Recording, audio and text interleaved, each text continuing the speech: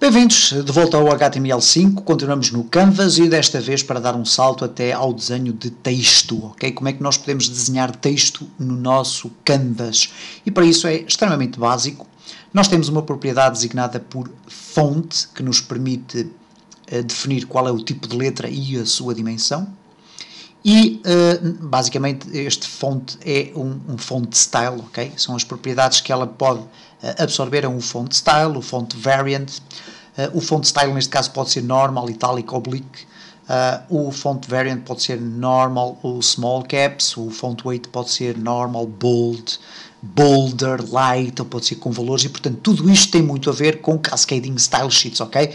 Utilizamos a mesma definição de cascading style sheets para definir estes valores. E, portanto, para definirmos aqui um elemento do tipo font, nós simplesmente dizemos desenhador, eu vou aqui afastar, desenhador.font é igual, e depois dentro desta string nós vamos então colocar aqui os valores que entendermos. Neste caso vamos definir, por exemplo, 20px, estamos a definir qual é o tamanho da letra, e depois, por exemplo, Roma, ok? E vamos agora desenhar o texto. Para desenhar o texto nós utilizamos o método fillText, ok? Então desenhador.fillText. E o fillText tem genericamente três parâmetros. O primeiro é o texto que nós queremos imprimir. Aqui está o texto de HTML5. Eu pus 2, estava muito atrasado. E depois as coordenadas do ponto a partir do qual o texto vai ser desenhado. Neste caso vamos colocar 50,50 e vamos testar aqui a nossa implementação. E cá está, aqui está o texto de HTML5. Ora, vamos aqui tentar introduzir mais alguns valores, neste caso, por exemplo, 20px bold. E vamos ver o que é que acontece. Ops, reparem o que é que aconteceu. Há aqui um problema. O bold fez com que automaticamente a letra fosse reduzida. Então vamos trocar aqui o bold para o início. Ok? E cá está. Portanto, nós devemos sempre obedecer a este tipo de ordem. Primeiro, no font, nós vamos ter primeiro como parâmetro o font style, ok?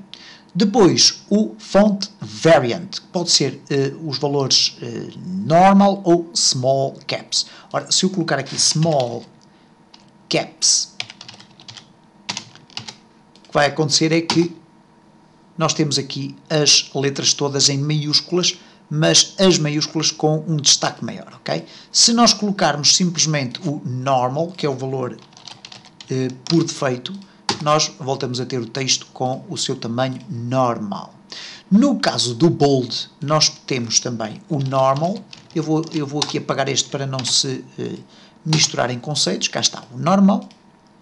Temos ainda o bold, que já vimos. Temos o bolder, ok? O bolder é uma tentativa de colocar o texto ainda mais grosso. E depois temos o lighter, ok?